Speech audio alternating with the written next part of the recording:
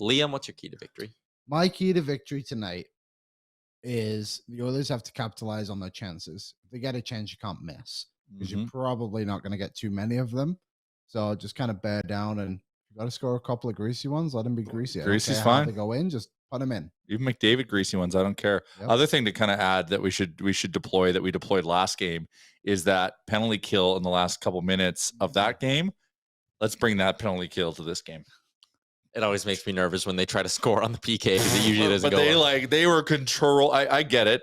Boston had the foot off the gas, maybe a hair, but like we controlled the play. Like it was insane. Also, cannot put enough of an emphasis. A little backup forward giant key to victory. You need to start well. The Boston Bruins are 28-0-1 when they lead after the first period. Well, we are the breaker of records, both good and bad. So maybe we break it tonight. Hopefully we don't need to. Well, yeah. Well, but I'm telling you, maybe live bet in the comeback. The Bruins will be very juicy. Are 7-7 straight up when they trail after one. So you got to get off to a good start here in this hockey game. And if you let things linger, if you let the Bruins control the pace, they will win. They are 35-0-2 when leading after two periods. That is 59% of their games. They've been up through 40 minutes of play. They've only been trailing through 40 in 21% of their games. The Oilers have led after two in 45% of their games and have trailed heading into the third period in a remarkable 37% of them. You need to stay even or up on this Bruins team. If you give up the lead, it's going to be very, very hard, as we saw last time, to get that thing back within your reach.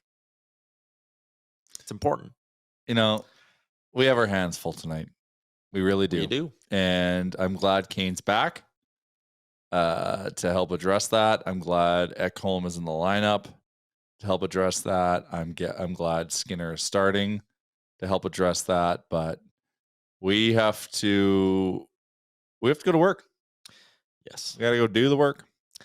Let's get to our lineup report, continuing on a short forward giant game day. At the top, Evander Kane is back. He's playing with Connor McDavid and Zach Hyman for Evander Kane. It is his return to the lineup. He has not played since February 17th. He has only played 24 times this season. He's got 9 goals and 10 assists in that span. He's going to play with McDavid and Hyman. Connor McDavid in his last 10 games, 12 goals and 13 assists. He's on an okay run. Doing all right. Leon Draisaitl's averaging a goal per game over that span as well. That backhand he scored against Winnipeg. Disgusting. Oh. Disgusting. Insane. Anyways. Dry, and Kai seem to be finding their groove as a trio here as of late for this Oilers team. And I'm really hoping that they stay together a little bit. I suspect that's actually part of the reason why Jay Woodcroft is maybe going 12-6 again, is just to say, hey, let's give some lines a little bit of consistent playing time. That trio played 12 minutes and 13 seconds together against the Bruins. I like just letting them keep going here. Oh, 100%. And, you know, that third line now looks good just with kind of the elevated play of Warren Fogle.